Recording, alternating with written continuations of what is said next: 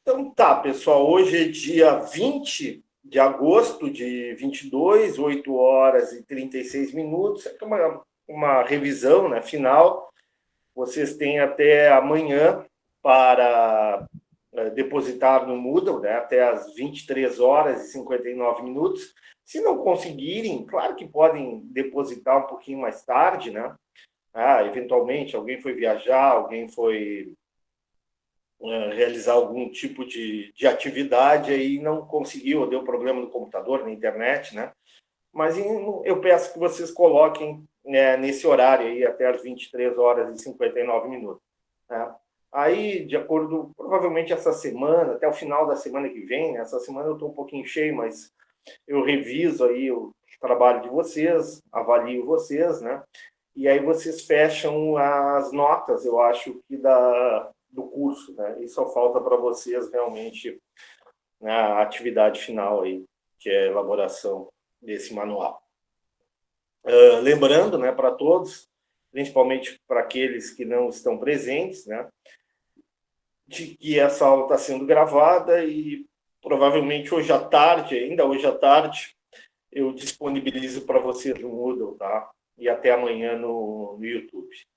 Então é isso, vamos lá, vamos começar a ver o material. Então, começando lá pela questão número 1. Perguntas, dúvidas, estou à disposição de vocês.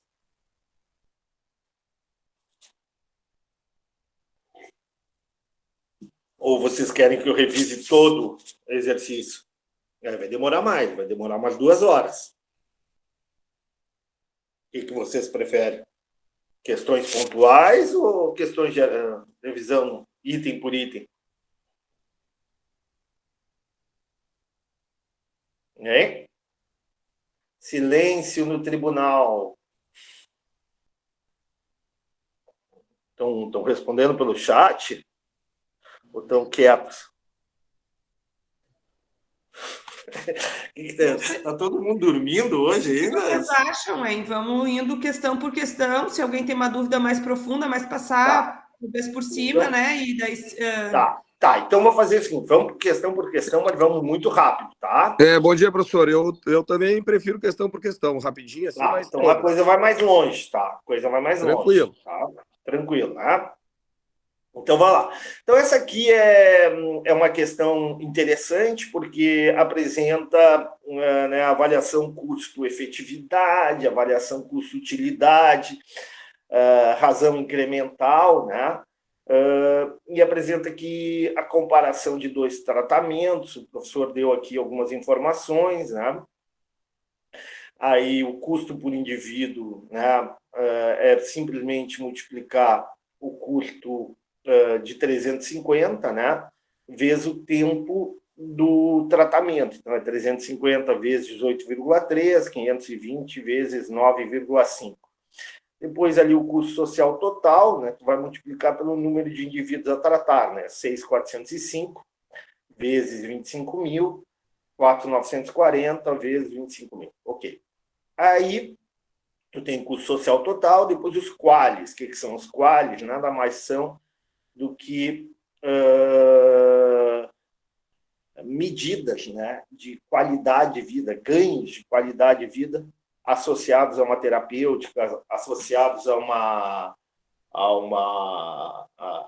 intervenção, né, um procedimento cirúrgico, né, associados a um programa, né, que não precisa necessariamente pensar em ganho de quali apenas na alta complexidade, né? Tu pode pensar em ganhos de quali em programas de atenção básica, né? Programas de combate ao tabagismo, programas de prevenção ao câncer de mama, programas de controle do HPV, né? Ou seja, programas, né, ligados à criança, né, controle de doenças né, típicas de criança, como a diarreia, né, e outras doenças associadas a determinada faixa etária. Então, tu tem um ganho, né, associado a cada tratamento, cada terapêutica, cada a cada programa, a cada ação, a cada estratégia em saúde, ok? Então, ali, ó, como é que eu faço esse ganho, né? Eu pego os anos de vidas totais e multiplico pelo score, né? Do Quality of Life, né? Da qualidade de vida. Lembrando que esse QOL, né? É uma medida de revelação de preferências, né? Ou seja, o quanto as pessoas, melhor, o quanto não, o quanto, como as pessoas revelam, ou de que forma elas revelam essas preferências, né? E aí eu vou multiplicar, né, um dado objetivo, né, que é o ganho de vida, né, o adicional de vida, em função da terapêutica, do tratamento, com a qualidade de vida associada a esse ganho objetivo. Então, tu tem um resultado objetivo e um resultado subjetivo. E aí tu multiplica os dois, né, e tu chega a Cali, ou Quali, né, certo seria Cali, né, mas o professor utiliza Quali para ficar mais fácil de pronunciar. Então, 300 mil, 202 mil. Aí, o que eu vou fazer, né?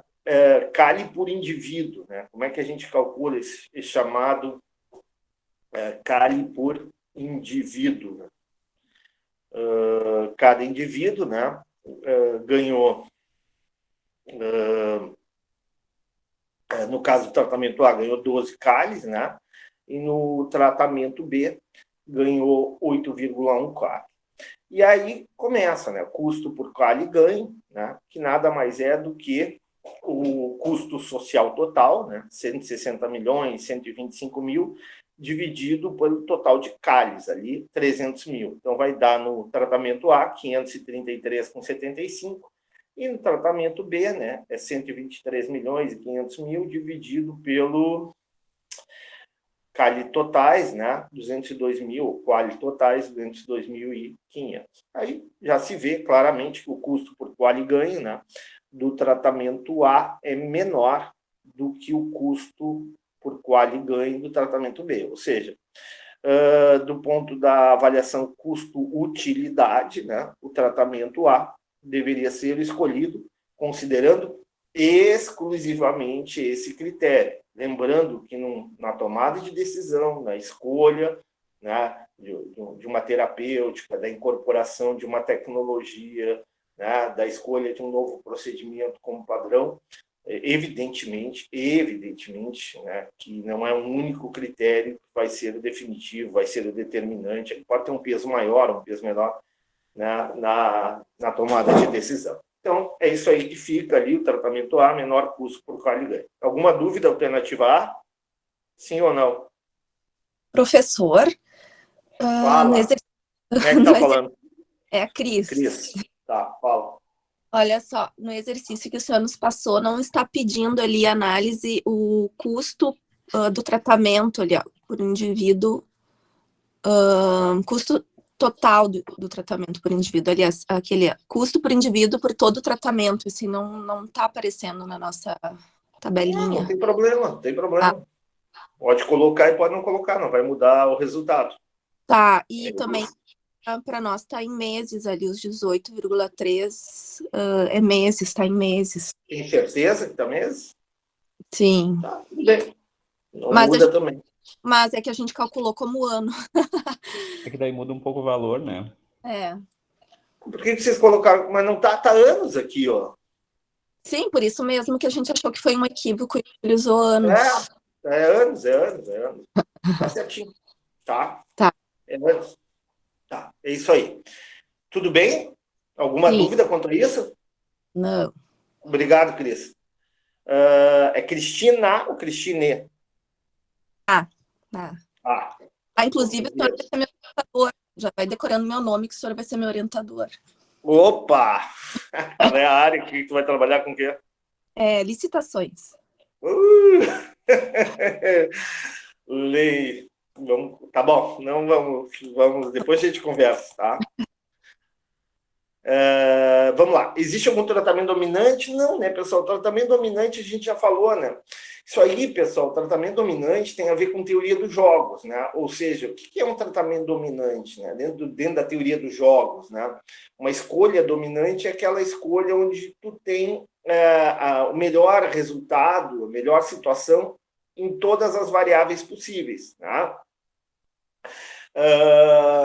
Chamado equilíbrio de Nash, né?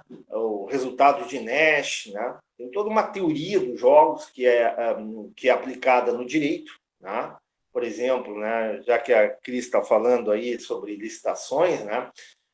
Por exemplo, quando a gente pensa em escolhas, né, na área do direito criminal, por exemplo, né, saindo um pouquinho de licitações, mas também pode ser aplicada na área das licitações, da teoria dos jogos, mas no direito criminal, por exemplo, a teoria dos jogos é aplicada para a delação premiada, né? Então, boa parte desses processos que passaram na Lava Jato, né, e que houve ali indenizações em função, né, da identificação de corrupção, né, ocorreu através de delação. E a delação é basicamente um instrumento explicado através da teoria dos jogos. Então, a teoria dos jogos é algo que explica muita coisa, né? Inclusive o que é uma estratégia dominante ou uma estratégia dominada, né? Então, nesse caso aqui, como a gente está vendo, né, especificamente, a estratégia não é dominante, porque apesar de ter um resultado melhor, né, um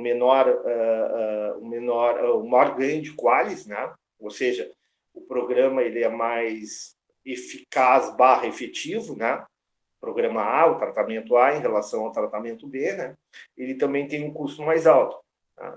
Então, aí, né, novamente entra a questão toda, uma questão... Eu estou fazendo essa revisão porque é importante, pessoal, que é um desfecho que a gente tem que ter tão importante quanto os exercícios, né? É entender a parte teórica do gestor, né? Esse é um curso de gestão, tá? Muitas vezes o gestor ele quer fazer a melhor escolha, mas essa melhor escolha implica muitas vezes em prejuízo a uma visão macro, né, de gestão, né, uma visão macro de definição de prioridade, de escolhas de políticas públicas. Aliás, a Organização Mundial da Saúde até fala sobre isso um pouco, né, que nem sempre o medicamento, né, o procedimento mais custo-efetivo, com melhor custo-utilidade deve ser utilizado. Por quê? Porque justamente se tu não tiver uma estratégia dominante, essa melhor relação custo-utilidade pode implicar, né, pode ser resultado de um custo muito maior de uma estratégia nova, de uma escolha nova em relação à escolha antiga, inviabilizando outros programas, outras políticas que também são importantes, principalmente em países de terceiro mundo, em países, né, quando a Organização Mundial da Saúde fala isso, ela pensa, por exemplo, em países africanos, né? Então, não é tão fácil assim, né? Não é simplesmente um resultado de um exercício que vai determinar, né, qual é a escolha do gestor. Agora, evidentemente, quanto maior o nível de conhecimento, quanto maior o nível de informação, quanto maior, né, dados estatísticos, dados matemáticos, evidentemente que a decisão do gestor torna-se com menor grau de incerteza. Tá? Então, não existe nenhum tratamento dominante, utilizando análise custo-efetividade. Haveria uma mudança na escolha? Não, né? Por quê? O que faz a análise custo-efetividade? Considera toda essa planilha que vocês estão vendo, só que tira a questão da qualidade, né? Ela utiliza apenas como desfecho, né, o desfecho clínico, né? E aqui, nesse exemplo aqui simplificado, o desfecho clínico, né, o resultado objetivo do tratamento A ou do tratamento B, são os anos de vida totais. Então, tu vai dividir o custo social total pelos anos de vida totais, tanto para o tratamento A quanto para o tratamento B. E aí, o que tu continua? Tu continua tendo um custo por ano de vida ganho menor no A que no B. Porém, tu também continua com o tratamento A, que é melhor do ponto de vista custo-efetivo / eficaz, né? Porém, não é uma estratégia dominante. Tudo bem até aqui? Alguma dúvida? Tranquilo? Não estou enxergando vocês. Eu vi que a Tudo Cris bem. ali botou. É que eu estou aqui. Eu estou na tela aqui. Eu estou olhando a tela branca aqui, né? Eu não estou olhando vocês. Mas tudo bem. Faça uma análise incremental. A análise incremental é simplesmente, na verdade, quando eu falo em incremental, eu falo em análise marginal, análise adicional. Basicamente, e essa é uma análise importante, tá? Quase todo estudo, custo-efetividade, custo-utilidade, tem que fazer uma análise marginal, uma análise incremental, uma análise adicional. Por quê? Porque ali te dá uma noção para o gestor de efetivamente o quanto vai te custar tu sair da situação atual e ir para uma nova situação. Ou seja, sair de um fármaco vigente, de uma tecnologia vigente, e ir para uma nova tecnologia, para um novo procedimento, para um novo tratamento quimioterápico, né? Então, é importante essa análise incremental, né? Tanto para custo-efetividade quanto para custo-utilidade. E, basicamente, o que é? Tu pega no numerador, tu vai pegar o custo da nova tecnologia, do novo procedimento, do novo tratamento, menos o custo do tratamento antigo, tá? Dividido isso pelos ganhos que tu vai ter nesse novo tratamento, nesse novo procedimento, nesse novo fármaco, menos, né, os ganhos que tu tinha, né, com a tecnologia vigente, né? Então, aí tu vai chegar, por exemplo, nesse caso aqui, né, nesse exercício, tu vai ter R$ 244,16 por ano de vida salva, né? Isso é uma informação importante, ou seja, o quanto que realmente eu ganho, aliás, desculpe, o quanto que eu vou ter de custo por ano de vida salva, né? O quanto que eu vou adicionar, né, de custo no meu orçamento, seja no plano de saúde, né, do ponto de vista privado, mas principalmente na esfera pública, né, ao modificar, né, ao incorporar uma nova tecnologia. Então, o resultado é esse, né, 244,16 por ano de vida salvo com A. Tá? É o custo a mais ao trocar o tratamento B pelo tratamento A, eu teria um custo de R$ 244,16 por ano de vida a mais salvo. O mesmo eu posso fazer com análise incremental para avaliação custo-utilidade, a lógica é a mesma, né? O numerador continua sendo o mesmo, né? Custo A menos custo B, porque só que o denominador muda, né? O denominador, tu tem ali um desfecho ponderado, né? Um resultado clínico com a qualidade de vida associada a esse resultado clínico. Então, tu vai ter ali R$ 375 por quali ganho, né? Ou seja, se eu trocar o medicamento B pelo medicamento A, eu vou ter uma adição um aumento do custo monetário, né, financeiro de R$ 375 por CALI ganho, por CALI obtido nessa escolha. Tá. Esse aqui, tudo bem? Posso continuar?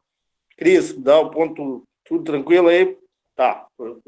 Leonardo, tá? Então, tranquilo. Tá. Aqui é interessante, tá? Esse aqui é um textinho bem simplesinho que eu mandei para vocês, né?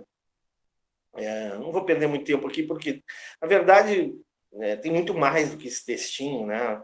Medicina baseada em evidência, tem metodologia científica, né? Tem todo um rigor científico quando da seleção da amostra, né? Quando da escolha do grupo de tratamento, do grupo de controle, né? Todas aquelas etapas necessárias, né? Para que o estudo não fique viesado, né? Então, a medicina baseada em evidência, né? Ela é importante, ela é necessária, né? Para tu ter segurança clínica, né? Para que tu possa medir realmente os resultados, né? De uma nova tecnologia em termos de eficácia, né? Tudo isso. Alguma dúvida quanto a isso? Preciso falar mais ou não? Tranquilo? Que é medicina baseada em evidência? Bom, qual a diferença entre medicina baseada em evidência? Medicina baseada em competência é aquela velha história do médico, né? Do profissional em saúde, né? Que muitas vezes fazia o diagnóstico, né? Considerando, né, todo o histórico que ele tinha, né? Inúmeros pacientes sobre os quais ele já havia examinado, já havia diagnosticado. Então, a partir daí, né, esse profissional ele tinha uma experiência, tinha uma habilidade, tinha uma competência, né, tinha um grau de informação sobre a sua área, né, um domínio, né, de tal forma que ele tomava diagnósticos com baixo, né, uma chance de erro muito, muito pequena, né? Evidentemente que quando surge a medicina por imagem, né, o diagnóstico mais preciso, todos aqueles exames, torna-se a medicina baseada em competência, ela perde espaço, né? Ela perde espaço na carreira, na área da saúde. Mas, evidentemente, mais ainda, né, há uma certa relevância, né, e assim, não sou eu que vou dizer isso, né, não é um economista que deve dizer isso, mas, né, com base nas leituras, com base, né, no conhecimento do professor, me parece óbvio, né, que a combinação dessas duas,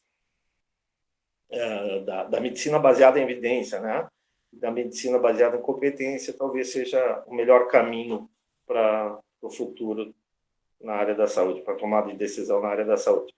Qual a importância das diretrizes para a tomada de decisão?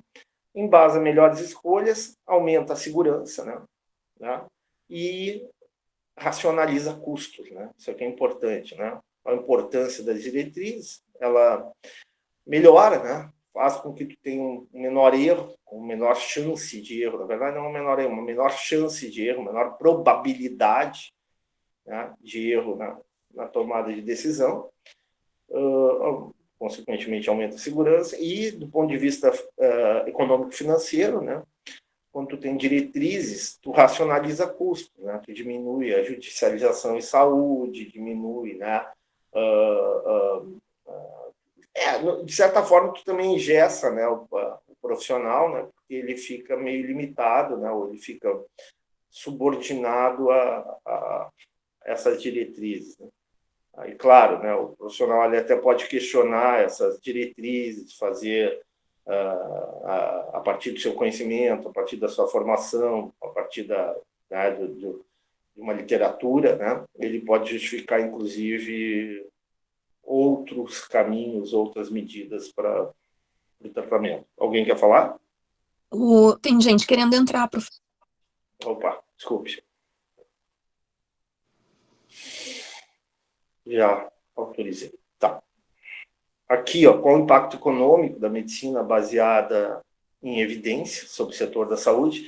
Basicamente, tu tem os chamados custos afundados, né? Chamados custos irrecuperáveis, né? Que quando tu tem uma medicina baseada em evidência, né? Isso limita a competição no setor de fármacos, né? De produção de fármacos, né? Setor de inovação, né? Porque a decisão está baseada em critérios exclusivamente científicos, né? E esses critérios científicos exigem o quê, né? Exigem pesquisa e desenvolvimento de novos produtos. E como eu falei para vocês, o grande problema, principalmente na área de medicamentos, com o mercado extremamente concentrado, né, é que o desenvolvimento dessa é diferente, por exemplo, de outros setores, né? Setores de a fabricação de um automóvel, a fabricação própria, né, de uma nova tecnologia na área de informática. Na área da saúde, muitas vezes, tu tem investimentos elevados, pesquisas que muitas vezes não redundam em resultado algum, né? Ou, né, muitas vezes, o resultado ele é inferior por exemplo, eficácia, efetividade é inferior a da tecnologia vigente, né? E aí tu tem um grau de risco muito grande, né? E isso limita, né? Limita a participação de empresas, né? Aumenta o grau de concentração do mercado, né? E todo o mercado menos concorrencial, né? Os chamados mercados oligopolistas, mercados cartelizados, né? São mercados onde tu tem um desequilíbrio na relação entre oferta e demanda, né? Também são chamados mercados onde tu tem a possibilidade de controle do preço, né? De preços acima, que os economistas chamam de preços acima do normal, né? Um sobrepreço, né? E, via de regra, né, muitos economistas acham que esses mercados, chamados mercados concentrados, mercados oligopolizados, eles devem ser regulados. Então, tem que estabelecer a regulação, o controle de preço, né? O estabelecimento, por exemplo, de lei de patentes, né? Por quê? Porque realmente tu pode, através dessa característica de mercado, né? Dessa especificidade, né? Do desenvolvimento de novas tecnologias do setor da saúde, tu pode gerar ainda uma concentração maior, né? Uma situação ainda mais prejudicial para o bom funcionamento do mercado. Eu sempre digo, o mercado, né, ele não está preocupado com distribuição de renda, né? Para o mercado, o importante é a eficiência, é ganhos de escala, não é distribuição de renda. Então, se tu deixar o mercado livremente agir, ele vai ser eficiente, mas ele vai ser eficiente do ponto de vista de ganhos de produção, ganhos de produtividade. Ele não vai ser eficiente do ponto de vista distributivo, tá? Distribuição é outra coisa, não é papel do mercado fazer distribuição, tá? É papel do governo, é papel, né? Principalmente através da regulação. E esse mercado da saúde, né? Ele tem essa característica, né? Que determina muitas vezes uma concentração exagerada, né? E, por consequência, para muitos economistas, não todos, né? Os liberais discordam disso, né? A necessidade de regulação. Tá. Por que a decisão clínica não deve estar alicerçada exclusivamente na medicina baseada em evidência? A gente viu isso aqui um pouco, né? Esses últimos 2, 3 anos, há uma polêmica, não vou entrar nessa polêmica, mas a pandemia, né, levantou esse debate, né? A questão da emergência de novos medicamentos, de novos tratamentos, né? A rapidez com que foram feitas as vacinas, né? Pulando algumas etapas ou reduzindo, se não pulando exatamente, mas reduzindo, tá, o prazo dessas etapas, a desigualdade de acesso aos serviços de saúde, né? A própria, né, a questão da dinâmica da ciência, né? Aquilo que é verdade hoje é falso amanhã e verdadeiro depois de amanhã, entendeu? A questão da própria do organismo do indivíduo, né? Do paciente, e aí entra a vontade da família e do paciente, né? Também, estou botando tudo como ponto de interrogação, por quê? Porque tudo isso é controverso, né, pessoal? Não há uma, digamos assim, uma unanimidade, né, nessas discussões. Mas tudo isso tem que ser considerado, né, quando tu pensa em definir como critério, né, de decisão clínica a medicina baseada em evidência. Ok? Alguma pergunta? Algum questionamento? Tudo tranquilo? Esse aqui a gente fez em aula, não vou repetir esse, a gente fez exatamente igual, não é? Concorda ou não? Esse aqui não foi, a gente não discutiu nas revisões, eu não mudei nada, é a mesma questão. Eu vou passar.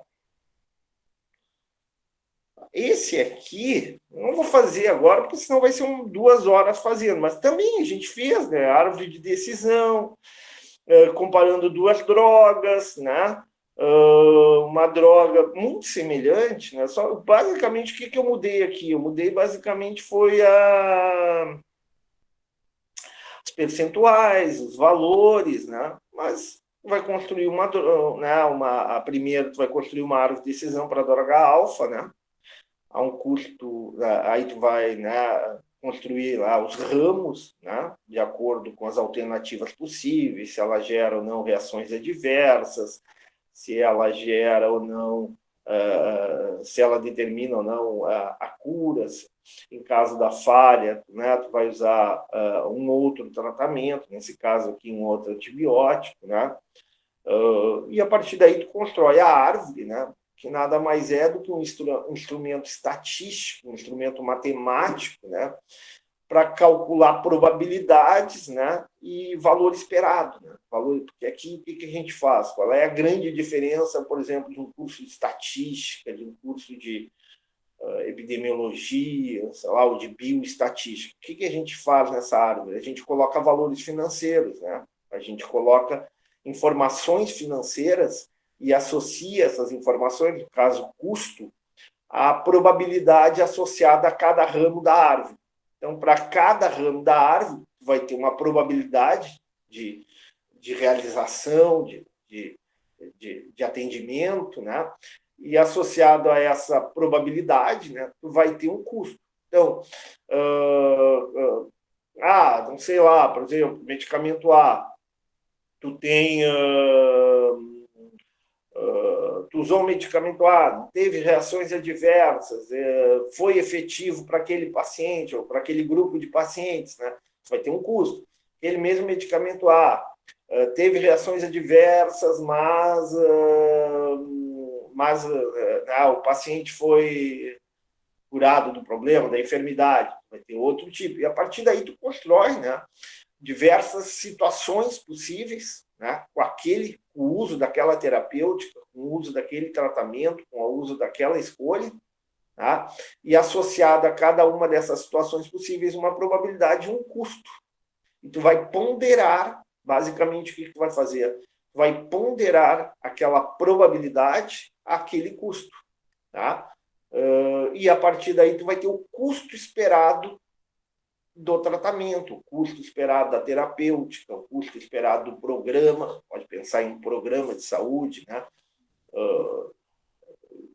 E aí tu vai comparar, evidentemente, tu vai comparar esse custo esperado geralmente da tecnologia vigente, do programa vigente, da estratégia vigente, da terapêutica vigente, com uma nova tecnologia, com uma nova escolha. Ok? Tranquilo? Tranquilo. Vamos lá. Tá, só para não dizer que eu estou plagiando, tá? Eu peguei aqui, ainda não fiz eu peguei da Andressa aqui, que foi a primeira a me mandar, estava olhando assim, uma parte das coisas, né? Tá muito bem. Tá aí, Andressa, ou não? Muito bem feito, né? Aí eu peguei dela, porque eu ainda não fiz o gabarito, prometo que vou fazer o gabarito para vocês depois que vocês depositarem, ok? Aí ela aqui, ó, ela faz aqui droga alfa, cura, falha, né? Ok. Eu só não vou dar o resultado para vocês, que aí fica muito fácil. Passando rápido aí, porque está gravada a aula. Tá. Esse aqui também a gente fez em aula, né? Eu só mudei basicamente aqui, foi os percentuais. O resto era praticamente igual aquele exercício que a gente fez em aula, né? E aí, novamente, a gente trabalhou com um período de 7 anos, cada período tem 5 anos, né? E tu vai fazer o quê? Tu vai fazer uma análise, tu vai trabalhar, na verdade, o que é a avaliação custo-benefício? É trabalhar com uma lógica financeira para definir ou para escolher um programa, né? uma ação em saúde. Novamente, né? Lembrando que o grande problema de fazer uma avaliação custo-benefício é que tu pode, né, entrar em conflito com problemas éticos, problemas morais, na medida em que, dependendo do grupo de pessoas, mesmo que tu tenha o mesmo programa, tá? Vamos supor que tu tenha um programa de controle da drogadição, né? Tá certo? Drogadição. Sim ou não? Cris, me ajuda aí, tu vai ser minha. Sim. Drogadição. Sim. É isso aí, né? Tá, aí tu pega assim, tá? Eu vou dar um exemplo bem simples, tá? Tu pega um controle, tu utiliza, tu tem, vamos supor que tu faça esse programa e tu tenha que definir, né? Elencar, não que tu não vai fazer em todas as UBSs, mas tu pode estabelecer, olha, de acordo com o meu orçamento, eu vou começar na UBS tal e não, ou nas tais UBS, né, em 10 UBSs, e as outras 10 eu vou demorar mais 3 ou 4 anos porque o meu orçamento não permite. Ou eu não tenho recursos humanos, eu não tenho recursos materiais, eu não tenho estrutura, né, para implantar em 20 UBSs em Porto Alegre imediatamente. Puxa, mas então tá, eu vou fazer uma relação, vou definir quais UBSs a partir de uma avaliação custo-benefício. Puxa, aí é complicado, né? Porque a drogadição depende, né? Geralmente, as pessoas que moram na periferia têm o quê? Tem problemas maiores na questão familiar, tem um acesso mais fácil às drogas, né? Tem um menor acompanhamento dos pais, né? um menor nível de atenção, né? Ou seja, estão mais próximas desse problema do que famílias, por exemplo, mais estruturadas, mais organizadas, né? Então, se tu fizer uma avaliação custo-benefício, de repente tu vai escolher, na verdade, as UBSs, né, as unidades básicas de saúde, em regiões mais centrais, porque elas vão te dar um retorno melhor, elas vão te dar um resultado melhor, né? E aí tu não pode usar isso como critério de escolha, como critério de tomada de decisão. Então, o grande problema da avaliação custo-benefício é justamente esse, né? Na medida em que tu utiliza ela como critério, né? O exemplo mais clássico é tu comparar um programa destinado a jovens em relação a um programa destinado a pessoas com mais idade, né? Tu vai ter conflitos éticos, conflitos morais. Então, o que acontece? A avaliação custo-benefício ela tem sido cada vez menos utilizada. Né? Quando se faz estudos, né? Quando se pega trabalhos, né? para definição de tecnologias a serem incorporadas, a serem adotadas, geralmente, via de regra, né? Nos últimos anos, se exclui os estudos custo-benefício como estudos que devem ser avaliados, né, nesse processo de tomada de decisão. Então, tu tem aqui 3 alternativas, tu vai utilizar a fórmula do valor presente líquido, né, uma fórmula financeira que trabalha dentro da ideia de que, dentro do espectro financeiro, né, econômico-financeiro, o que é o VPL? O VPL é tu trazer a valor presente, a valor de hoje, receitas futuras, receitas e despesas futuras, ou seja, tu projeta lá para frente receitas e despesas, né? Tu cria cenários, né? Por exemplo, tu tem um consultório dentário, aí tu, puxa, se eu comprar um novo equipo, né? Se eu tenho um consultório, uma clínica, vou comprar um novo equipamento de diagnóstico por imagem, entendeu? Puxa, qual é a minha receita futura com esse novo equipamento, com essa nova tecnologia que eu vou adquirir, né? E quais são as despesas, o financiamento, o custo da compra, né? A possível variação, inclusive, cambial, né? Porque muitos desses equipamentos são comprados, são importados, né? E aí tu faz um chamado fluxo de caixa, né? Fluxo de caixa. E tu vai escolher, né, a melhor alternativa a partir do VPL, da taxa interna de retorno, né? Tu vai calcular o payback, payback corrente, payback descontado, ou seja, tu tem uma série de técnicas financeiras para tomada de decisão, né? Mas aqui não é exatamente o caso. Aqui, claro, a gente está pensando em programas, né? Programas de atenção, nesse caso, né? De atenção básica, programas de atendimento, né? A um grupo de pessoas, né? A uma comunidade. Né? Então, o que tu tem? Tu tem que pensar da seguinte forma: eu até posso usar essa lógica financeira, né? Mas eu tenho que considerar o seguinte: eu tenho que saber o seguinte, nenhum dos meus programas, mesmo eu comparando, né, alternativa A, alternativa B, alternativa C, elas não vão me dar retorno econômico, diferente lá da compra do equipamento, do novo equipo, assim por diante. Né? Eu vou ter prejuízo, mas prejuízo do ponto de vista orçamentário. Né? Eu vou ter um ganho. Qual seria o meu ganho? O meu ganho seria né, maior sobrevida dos, por exemplo, um programa de combate ao tabagismo, né? Essas pessoas elas teriam um maior número de anos de vida, uma melhor qualidade associada, né, a esse ganho de vida. E, do ponto de vista do custo-benefício, eu teria custos evitados. O que são tal dos custos evitados, que seria a minha receita, né? Seria o seguinte: puxa, essa pessoa vai deixar de fumar, essa pessoa vai ter uma vida mais saudável, né? Em média, essa pessoa vai demandar bens e serviços de saúde pública, principalmente de alta complexidade, numa idade mais elevada. Em vez de ingressar demandando serviços, tratamento do câncer, tratamento de efizema, todo tipo de problemas pulmonares associados ao uso do cigarro, né? Ao invés de ingressar lá, sei lá, com 50, 55 anos, ela vai ingressar com 60, 65 anos em média. Isso, evidentemente, vai ter um custo evitado.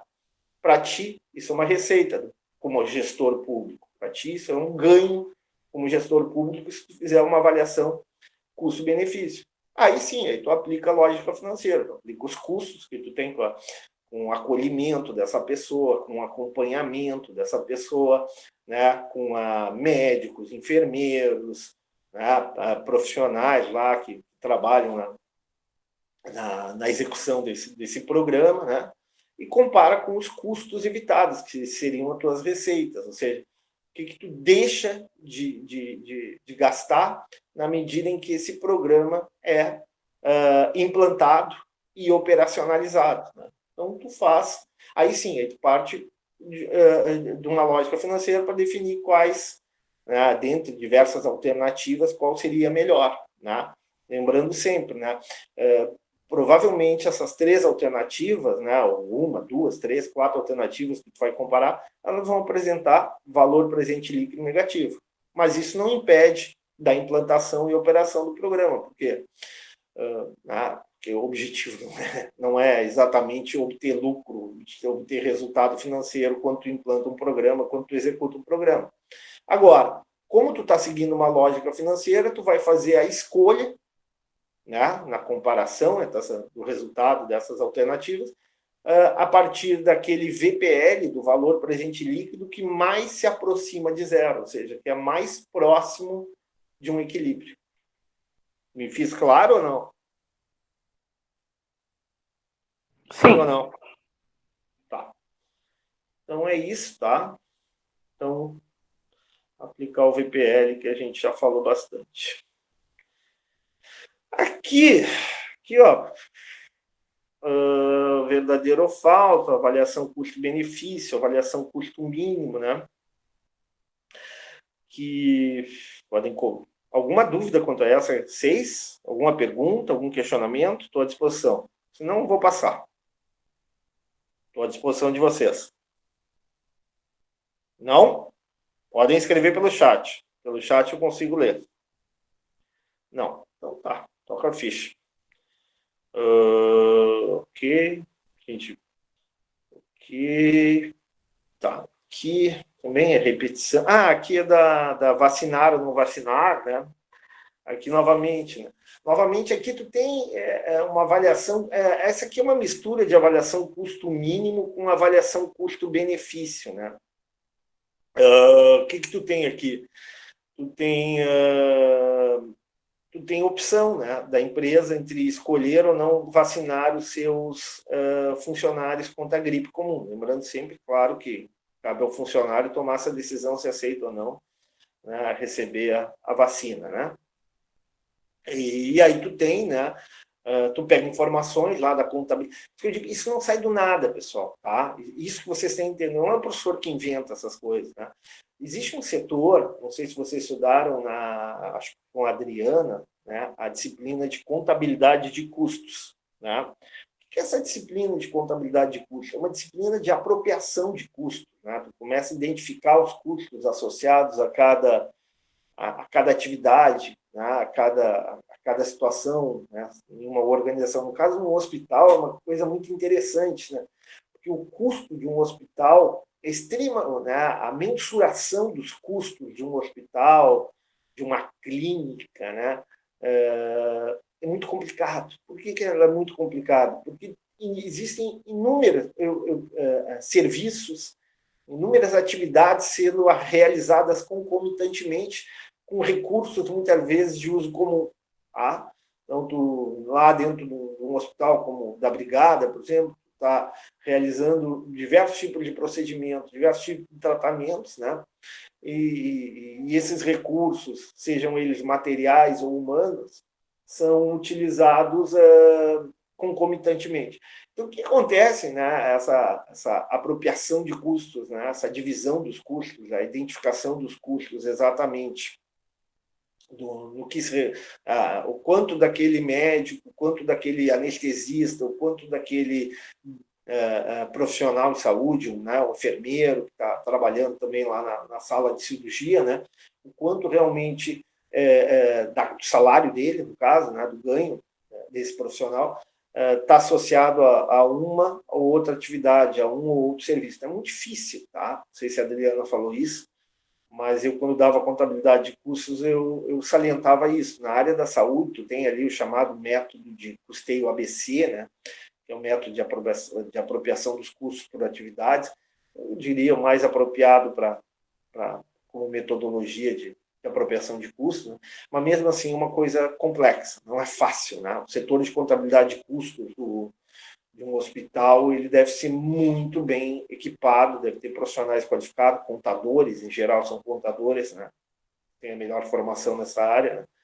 Para identificar os custos, né? Identificar os custos gerais, os custos chamados custos diretos, depois os custos indiretos, né? E nesses custos indiretos é que tu vai efetivamente dividi-los, fazer o chamado rateio dos custos, né? E apropriá-los às mais diferentes atividades, serviços ofertados para o hospital. Nesse caso específico, é um exemplo muito fácil, né? Então, tu tem a contabilidade de custo lá da empresa, a empresa sabe que tem 10 mil funcionários, né? Ela pega essa informação, né, da incidência de gripe, né? Ela fez um cálculo a partir de que a enfermidade, né, levava em média 7 dias úteis de falta do trabalho, né, absenteísmo, né? Eficácia, né, também é um dado que é observável, né, pode obter essa informação, e o custo da vacina. Então, faz um cálculo bastante simples, né, das duas alternativas, né, da alternativa com vacinação, vai imaginando, por hipótese, sempre, né, a teoria ela trabalha com aquela ideia de hipóteses, né, de hipóteses simplificadoras, né, que, na verdade, facilitam o raciocínio e facilitam a dedução. E aí tu trabalha com, supor que 10 mil funcionários sejam vacinados, então tu já tem ali 10 mil vezes 80, né? Mas mesmo sendo vacinados esses 10 mil funcionários, uma parte deles vai terminar pegando gripe, né? E por quê? Porque a eficácia da vacina não é 80%, ou seja, 20%. Terão pego gripe, desses 20%, alguns, né, terão um percentual menor, terá que terá que, né, faltar ao trabalho. E a partir daí tu calcula, né, o custo da alternativa com vacinação e o custo da alternativa sem vacinação. Faz uma análise simplória, simples, né, de que qual é a melhor estratégia do ponto de vista financeiro, né, econômico. Evidentemente que isso aí tinha validade há 30, 40 anos atrás, né? Hoje em dia, né, a empresa tem responsabilidade social, né, tu tem muitas vezes a imagem da empresa, né, o cuidado, né, inclusive isso é uma questão interessante, né? Hoje a empresa não trata o indivíduo, o funcionário, como, né, a tradicional relação, né, capital-trabalho, né, o empregado-empregador, né? As empresas hoje chamam o funcionário de colaborador, né? Eu sempre brinco, né? Eu sou um cara, né, tenho uma formação de mercado, uma formação, né, uma visão utilitarista, né? O utilitarismo econômico, né, diz o seguinte, que o trabalho é uma desutilidade, né? O trabalho, na verdade, no momento que a gente está escolhendo o trabalho, nós estamos deixando de ter lazer, né? Então, a escolha de mais trabalho implica em menos lazer. Então, na visão de um utilitarista, não está falando aqui um socialista, está falando um cara que tem uma visão, né, de mercado. Na visão de um utilitarista, o trabalho é uma desutilidade. Na medida que é uma desutilidade, né, para quem defende essa teoria, tu tem que ter uma remuneração, porque tu está deixando de alocar horas de lazer para alocar horas de trabalho. Então, tu vai ter que ter uma remuneração para isso. É por isso que, por exemplo, tu tem horas extras e a hora extra é mais cara. A teoria utilitarista explica por que tu ganha mais quando tu faz horas extras, né? Mas isso é só para mostrar para vocês que a gente pode aplicar, né, esse conceito econômico, né, na escolha aí da alternativa com ou sem vacinação, né? Claro, lembrando sempre, repetindo, né, que hoje em dia tem muito mais coisas envolvidas, né, nessa decisão de vacinar ou não vacinar do que simplesmente, né, o resultado financeiro. Tudo bem? Posso continuar? Sim, professor. Essa vocês não esperavam, né? Que o professor professor é comunista, não é isso? Não, mas é verdade. Eu sou um crítico a essa visão do trabalhador colaborador, né? Né? A colaboração implica muitas vezes uma relação diferente, né? Bom, mas também isso aí não é assunto para agora. Como evoluiu e qual a importância do estudo da farmacoeconomia? Isso aí a gente já falou, né? A farmacoeconomia é uma área hoje em dia muito discutida, muito avançada, né? Se percebeu que era importante ter estudos farmacoeconômicos para a tomada de decisão na área da saúde, né? Seja na esfera pública ou privada, né? Já falamos sobre as características desse mercado de medicamentos, falamos da questão, né, a questão, por exemplo, do medicamento genérico, né? Isso é uma coisa nova, pessoal. Não tem, dentro da linha de tempo, se a gente pensar, medicamento genérico não tem mais do que 30 anos, pessoal, tá? No Brasil, essa discussão ela foi muito forte ali na década de 90, né? Com então, o ministro José Serra, que começou a quebrar patentes, né? Mas essa discussão é uma discussão importante, né? Por quê? Porque a farmacoeconomia auxilia, né? Como eu falei para vocês lá na primeira aula, nada mais é do que uma ferramenta auxiliar, uma ferramenta que complementa, né? Que dá mais informações para a tomada de decisão, né? Hoje em dia, tu tem vários estudos, né? Vários cursos de farmacoeconomia, né?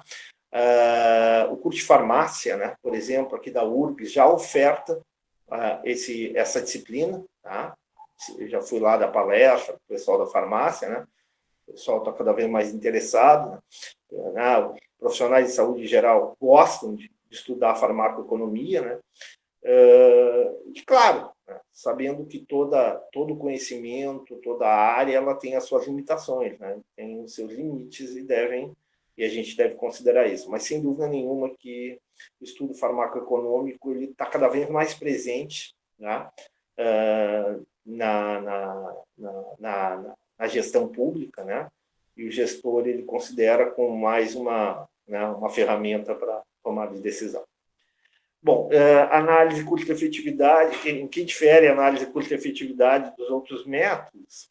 Basicamente, ela é uma análise mais objetiva, né?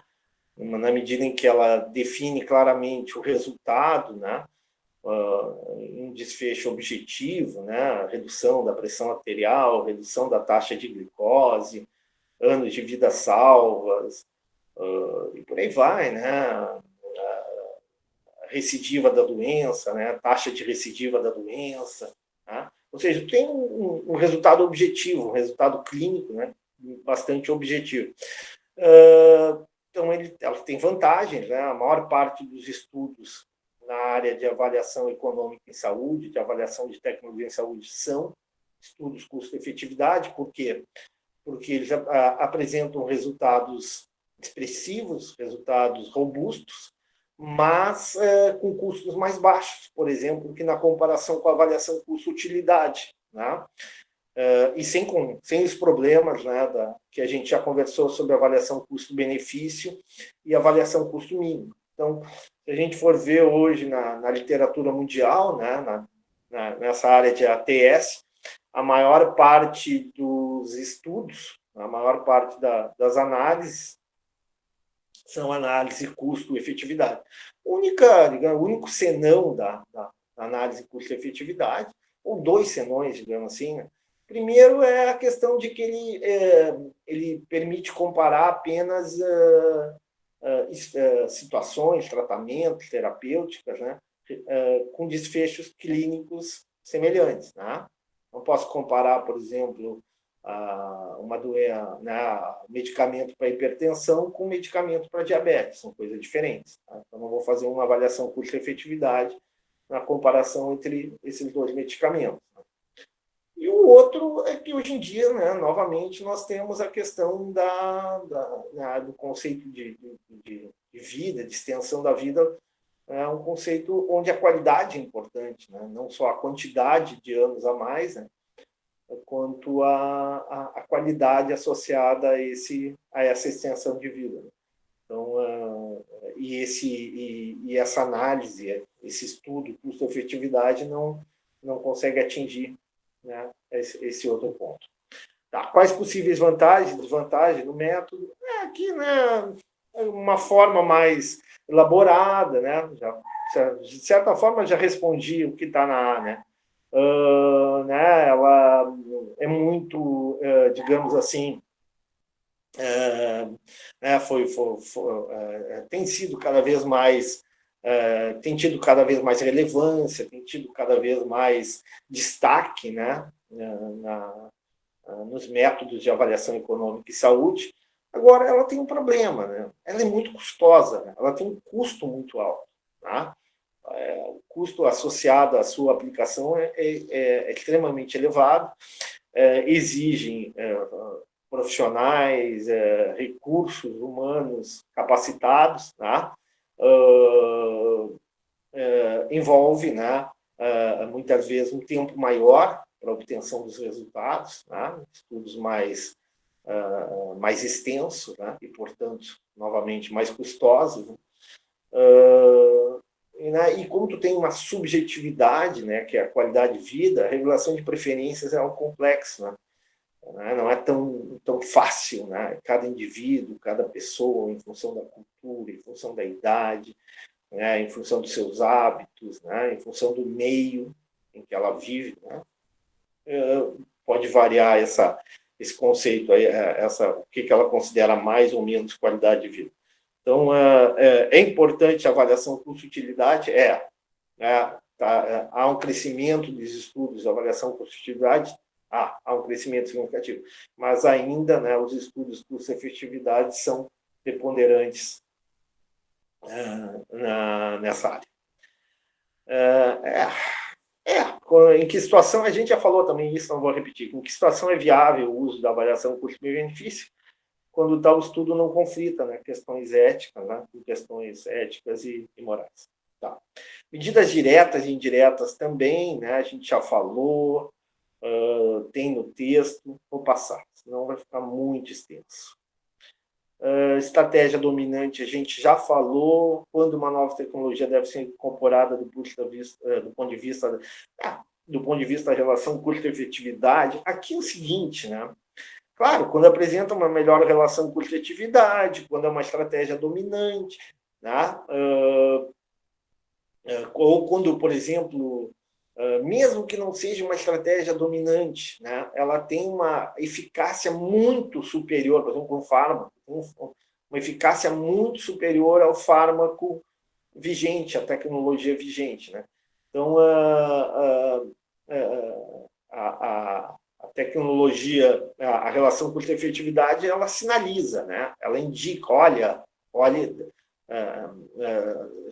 dá o sinal de alerta, né, para que tu olha, essa nova tecnologia ela é mais custo-efetiva, né, apesar de ter um custo mais alto, né, o desfecho clínico é bem melhor, a redução da pressão arterial, né, os resultados sobre, sei lá, somente problemas na área de depressão, angústia, né, medicamentos que possam ter um resultado melhor, né, uma estabilidade maior do paciente, com menores reações adversas. Né? Então, tudo isso tu pode medir através da relação custo-efetividade. Qual está escrito aqui? Qual informação que temos quando realizamos a avaliação custo-efetividade incremental? Já falamos também. Né? É o custo adicional pelo resultado clínico, né? Pelo número de, por exemplo, no caso de pessoas com problema de depressão, alguns distúrbios mentais, né, seria crises, né, crises evitadas, né, e essas crises são importantes, acredito eu, né, quem sou eu para falar da área de problemas mentais, mas, por exemplo, a questão do suicídio, né, entre adolescentes, né. Então, no momento que tu consegue ter um medicamento mais, né, que garante uma melhor estabilidade, melhor resultado para o paciente, sem dúvida nenhuma, importante. Aqui a gente também falou, né, essa famosa cruz aqui, né, da análise custo-efetividade, né, cenário ideal, né, a realidade, que é a escolha entre o quadrante 1 e o quadrante 3, né. Geralmente, a gente sai do quadrante 3 e vai para o quadrante 1. Mas aqui tem um detalhe que eu esqueci de falar para vocês, que é um detalhe importante. Na verdade, esse quadrante 1, tudo é dinâmico, né? E a gente falou do ciclo de vida de uma tecnologia. Geralmente, esse maior custo com maior efetividade também está associado a uma tecnologia que não tem uma grande difusão, não está estabelecida em larga escala. Por quê? Porque se eu comparar a tecnologia vigente com a tecnologia nova, o que acontece?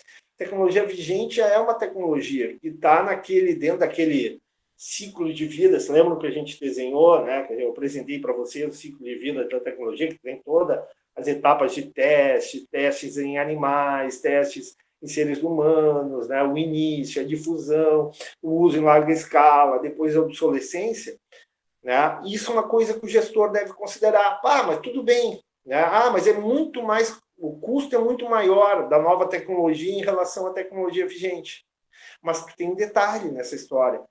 Ao longo do tempo, provavelmente, o que acontece com quase todas as tecnologias, aquela tecnologia ela se torna mais barata, na medida em que eu uso ela em larga escala. Então, isso tu tem que considerar também. Né? Quando a gente faz uma análise de custo-efetividade, a gente tira uma fotografia do momento. Tá? A gente tira um instantâneo, aquela realidade naquele momento, considerando uma tecnologia que já está em grande uso, né? Contra uma tecnologia nova, que evidentemente também é mais cara, porque ela não tem uma escala de produção muito alta. Então, Provavelmente lá na frente, essa nova tecnologia, né, ela vai ser barateada e, consequentemente, além de ser mais custo-efetiva, poderá, inclusive, ter um custo menor que a tecnologia atual, né? Sendo classificada, como a gente já falou, em uma estratégia dominante. Entenderam? Ficou claro? Sim. Sim, professor. Explique o ciclo de vida de uma tecnologia, já falei, não vou entrar nessa. Aqui, ó, custo de produtividade, os custos. Isso aqui é interessante, né? Novamente, não sei se vocês estudaram quando a Adriana estudou custos com vocês. Teve a cadeira de custos? Sim ou não? Sim? Os custos de produtividade são uma área fantástica, essa área. Eu adoraria trabalhar com isso aqui, porque o que é o tal de custo de produtividade? É o custo da perda, né? Tem um modelo de Grossman, que é muito interessante sobre isso, porque tu tem, assim, quanto que tu está disposto a investir, né? Da tua renda, do teu patrimônio, né? Na recuperação do teu estado de saúde, né? O chamado método de disposição a pagar, né? Willingness to pay, né?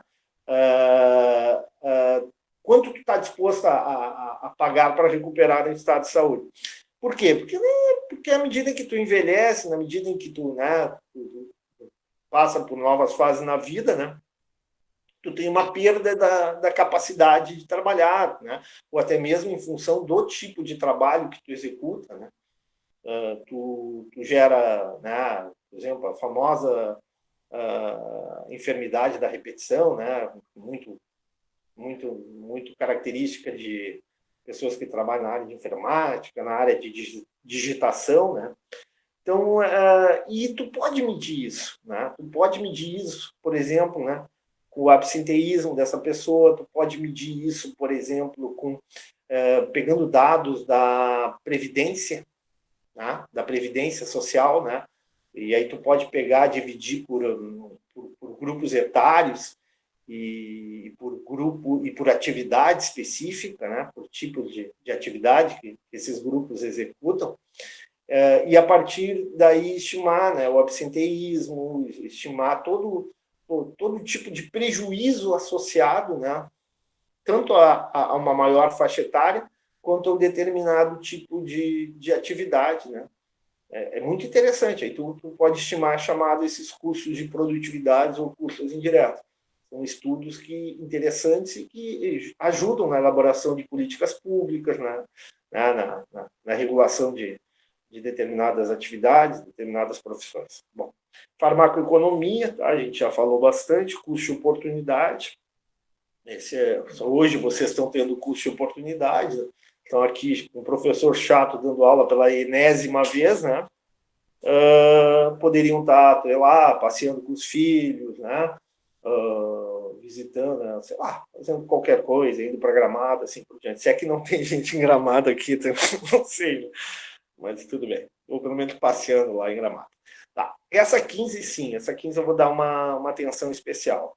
Tá? Um acidente de trabalho gerou graves danos pessoais para trabalhadores de uma obra pública. Tá? Pública. Nela estavam 4 mulheres e 4 homens, respectivamente, essas idades aqui. Após os acidentes, né, cada indivíduo perdeu, né, ou não perdeu nada, como foi essa primeira pessoa aqui, essa primeira mulher, ou levou à morte, né, como foram esses dois últimos que perderam a vida em função do acidente de trabalho. Então, a mulher 1 saiu ilesa do acidente, consequentemente não teve idade perdida.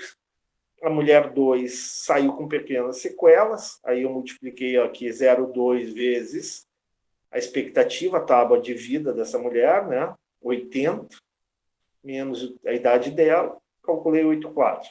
A mulher 3 também saiu com pequenas sequelas, 0,2 vezes 80 menos 45, né? Então, ficou 7 DALIs perdidos. A mulher 4 saiu com sequelas significativas, né? 0,5 vezes 80, que é a expectativa de vida dela, né?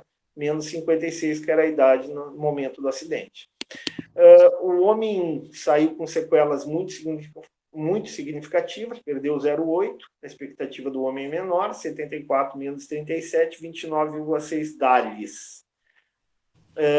O homem 2 saiu com sequelas também significativas, aqui tem um erro, 0,6, deixa eu fazer o cálculo aqui, 0,6 vezes 74 menos, também a idade dele é diferente aqui, tem que mudar aqui, a idade dele é 48. Então, 74 menos 48, 26 vezes 0,6, 15,6 DALIs. 15,6 DALIs. Depois o homem 3 morreu, né? Ele tinha 54 anos, então 1 vezes 74 menos 54, 20 DALIs. E esse aqui também morreu, tá? 1 vezes 74 menos 55. Menos 55. Então fica 19 DALIs perdidos. Agora, simplesmente, o que eu vou fazer? Eu vou somar aqui, né? Então, eu vou pegar aqui, 8,4 mais 7 mais 12 mais 29,6 mais 15,6 mais 39. Vai dar 100 DALIs igual 39. Não, 39 não, desculpe. 111,6. Confirma, pessoal? Sim. Tá. Sim, DALIs. Sim. Tá. DALIs. Sendo que desses aí, uma parte, né? Sendo que desses aí, 39 é por morte prematura, né? E o restante é por sequelas, né, chamada disability, né, incapacidades geradas pelo evento, né, nesse caso, acidente de trabalho. Então, por exemplo, né, tu tem toda uma política de prevenção de acidentes, né, para determinadas categorias, na área da construção civil, por exemplo, né, e tu pode, a partir dos DALIs, né, elaborar programas, né, melhorias, né, de segurança, né, para esses trabalhadores. Então, essa unidade de medida é uma unidade importante, né? Porque tu consegue identificar áreas, setores, né? Atividades que apresentam um prejuízo social, né? Claro, individual e coletivo, e o gestor, né? A partir dessa informação, desse dado, né? Ele pode elaborar políticas, né? Que reduzam o número de DALIs perdidos. Sempre observando a ideia do economista. Não existe zero DALIs, não existe zero corrupção, não existe zero crime. Né? Existe nível ótimo. Né? Um nível ótimo de corrupção, um nível ótimo de criminalidade, né? E um nível ótimo de DALIs perdidos. O que é esse nível ótimo? Depende. Né? O nível ótimo é aquele ponto de equilíbrio, né, em que tu vai ter um custo associado a um programa, uma ação, né, e tu vai ter um resultado. Nível ótimo é quando tu tem custos baixos com melhores resultados. Aí tu atinge aquilo que o economista, né, como eu, que defende, né, uma visão mais de mercado, né, atinge a chamada eficiência econômica. É esse o objetivo, né, muitas vezes, de uma política pública. Não só esse, né? Uma política pública ela não pode se ater só na eficiência, como eu falei lá no início dessa aula. Uma política pública ela deve buscar eficiência, é importante, ou seja, a ideia de fazer o máximo possível com menor custos, né? Mas também deve, claro, considerando todas as características sociais, né? econômicas, as desigualdades sociais e econômicas que o Brasil tem, né? Também deve buscar a questão da distribuição, da equidade horizontal, vertical, também são fundamentais em um país como o nosso. Tá. Cadeia de Markov, que representa uma simplificação da realidade, tá certo? É um processo estocástico de tempo discreto, falamos isso, da transição de estado de saúde para outro, né? Tudo bem, que são todos verdadeiros, na verdade, todos, né? Pode ser pessoas, né? É mais uma... Botei todos verdadeiros e são todos verdadeiros. E das preferências, que eu acho que a gente já falou, repete o que já estava na coisa, análise de sensibilidade, que nada mais é do que tu trabalha com variáveis, né? Aqui, esse exemplo aqui é um diagrama de Tornado. O que é análise de sensibilidade? Tu trabalha com... Quando tu faz um estudo, quando tu faz seja um estudo clínico, seja um estudo de implantação, por exemplo, de um programa, né, de saúde pública, né, quando tu faz a escolha de uma terapia, né, tu tem variáveis que vão determinar mais sucesso ou menos sucesso, melhor resultado ou pior resultado.